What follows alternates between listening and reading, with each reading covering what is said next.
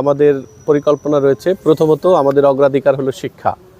আমরা বৈশ্বিক মানের শিক্ষা এবং বিশেষ করে শরীয়তপুরে উচ্চশিক্ষার সুযোগ সম্প্রসারিত করা, প্রযুক্তিগত শিক্ষা এবং বিদেশে আমাদের জনশক্তি রপ্তানির জন্য তাদেরকে উপযুক্ত করে গড়ে তোলা, এই বিষয়টি আমাদের প্রথম অগ্রাধিকার। দ্বিতীয় হচ্ছে শরীয়তপুরের বিপুল জনগোষ্ঠী যারা কর্মক্ষম এবং তরুণ জনগোষ্ঠী রয়েছে তাদের জন্য কর্মসংস্থানের ব্যবস্থা করা এবং এই ক্ষেত্রে শরীয়তপুরের জাজিরা অঞ্চলে একটা শিল্প নগরী গড়ে তোলা এবং বিশেষ করে পদ্মা পাড়ে একটি বন্দর তৈরি করা, এগুলো আমাদের অগ্রাধিকারের মধ্যে রয়েছে। তৃতীয়ত স্বাস্থ্যসেবা, সকল জনশক্তি যাতে, সকল মানুষ যাতে সরকারি স্বাস্থ্যসেবা নিরাপদে নির্বিঘ্নে পায় সেই ব্যবস্থাটাকে নিশ্চিত করা।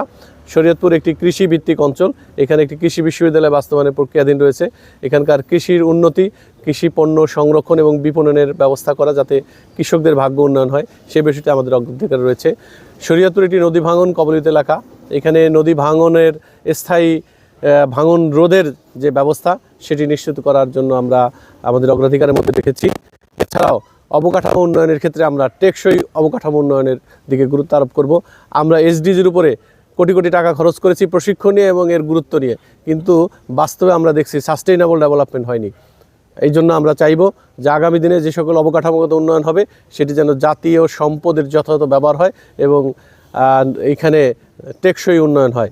পাশাপাশি সরকারি সেবা প্রতিষ্ঠানগুলো যাতে সেবামুখী হয় সেই ব্যবস্থা নিশ্চিত করার জন্য আমরা কাজ করব ইনশাআল্লাহ।